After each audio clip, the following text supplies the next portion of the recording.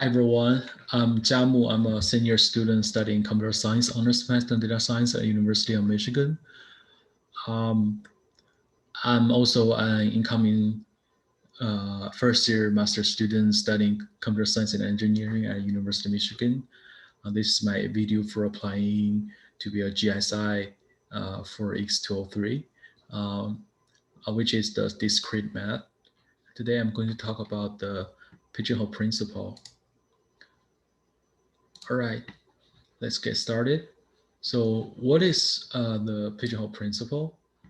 Um, the basic definition is that suppose there are two positive integers m and n, and we have m greater than n. Then if we want to place these m objects into m boxes, there will be at least one box in which we place at least two objects. Uh, it is easy to understand. So it is the basic definition of the pigeonhole principle, and it's easy to understand it because we have more objects than the boxes. So if we make sure that, so we can make sure that each and each empty box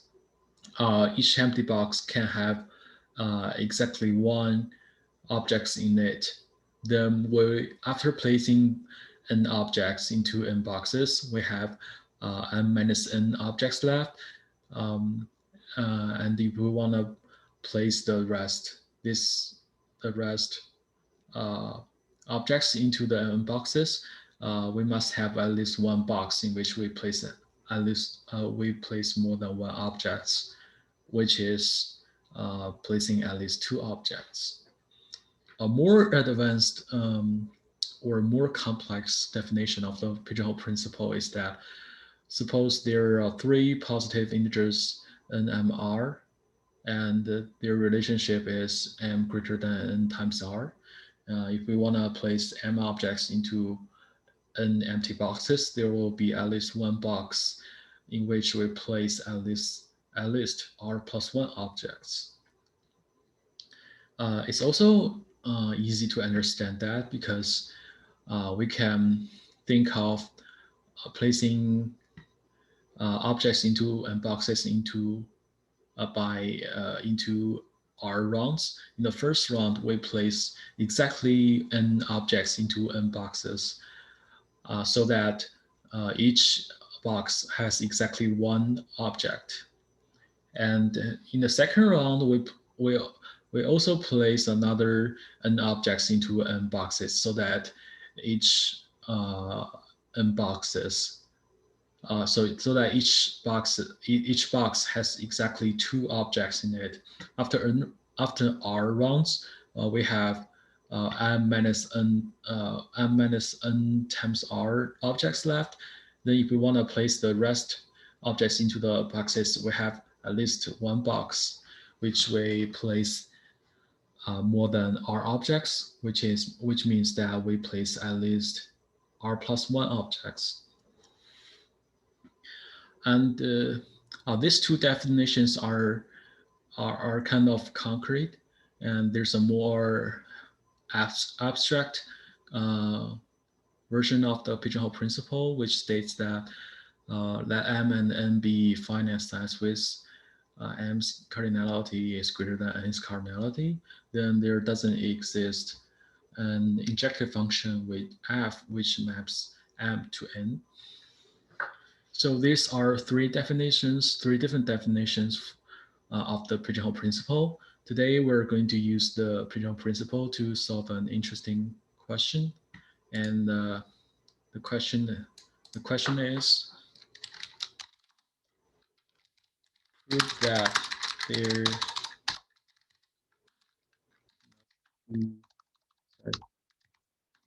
must be some positive, positive integer n such that 13 to the nth power of 0, 1 has its last two digits. So like, so when we first see the problem, it seems that it doesn't relate to the pigeonhole principle, right? Um, so how are we going to solve it? Um, so if I'm going to solve this problem, I'd like to start from what we have based on the question. So based on the question, it seems that we only have one conclusion. That is, uh, there's some positive integer n such that 13 to the nth power has 0, 1 as its last two digits. So, which means that 13 to the nth power minus 1 has, 0, 0 as its last two digits.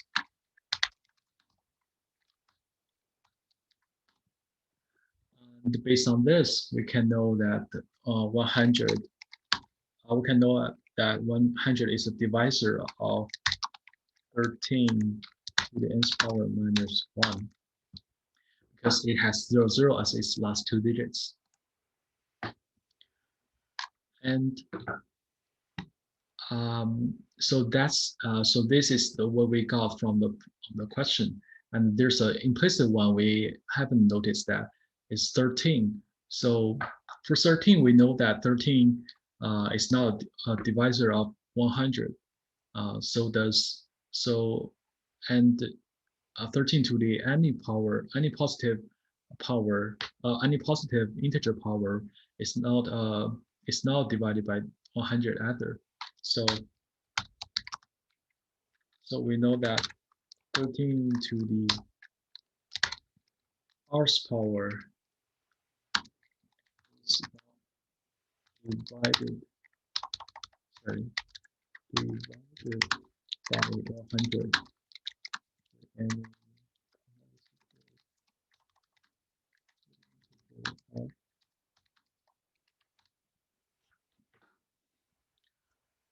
so right now we have two conclusions, and after combining these two conclusions, we have 13 to the r's power times 13 to the nth power minus 1 divided by 100, because one of components is divided by 100. So the product is divided by the 100. And to simplify that, we have 100 is a divisor of 13 to the n plus r's power minus 13 to the r's power.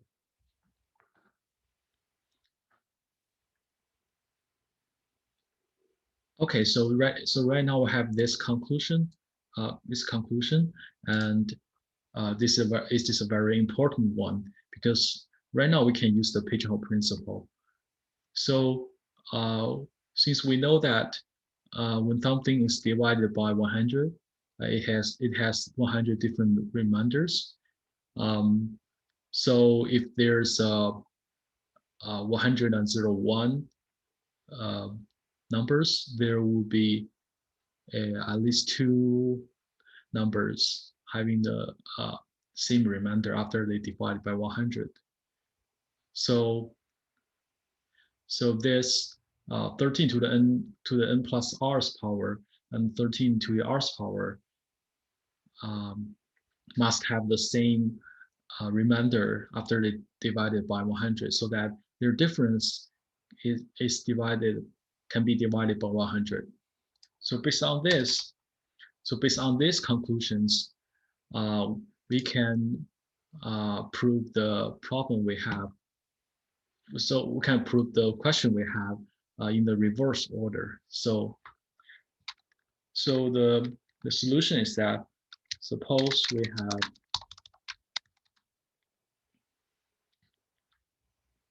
the solution is that suppose we have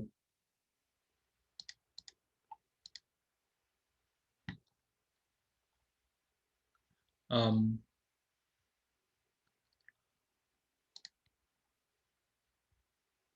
suppose we have 101 numbers.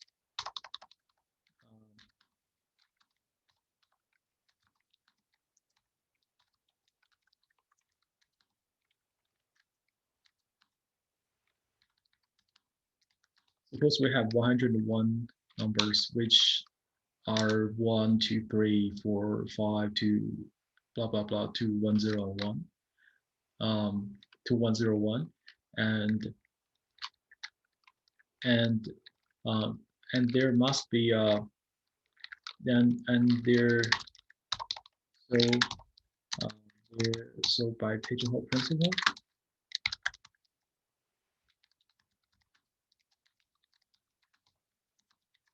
um, there exists A and B in this 101 numbers,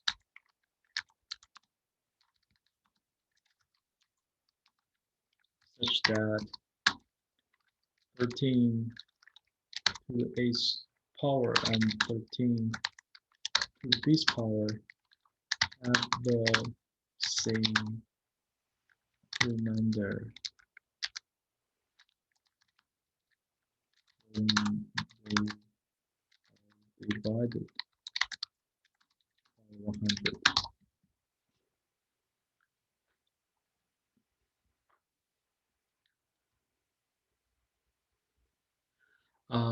And notice that A and notice that A and B are different numbers. They can't be the same. So without losing generality, we can assume A is less than B.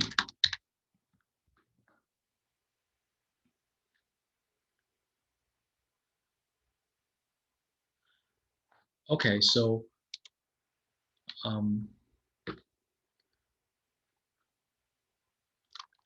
okay, so right now we follow a step we had before. Let's see, we have so that m equals to 13 to the base power minus 13 to the base power, which is a positive integer, and um, since 13 and so since 13 to the base power and 13 to the base power have the same remainder when they are divided by 100, then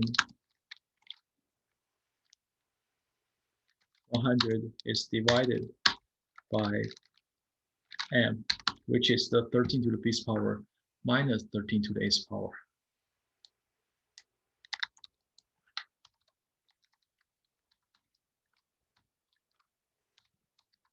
Then we simplify this. Then we're extracting the 13 to the base power. So we got 13 to the base power times 13 to the e minus base power minus 1 is divided by 100. Since we know that 13 to the any positive integer power is not divided by 100, then 13 to the b minus a's power minus 1 must be 13 to the b minus a's power minus 1 is divided by 100. Therefore, we know that 13. Therefore, we know that 13 to the b minus a's power minus 1 has 0, 0 as its last two digits.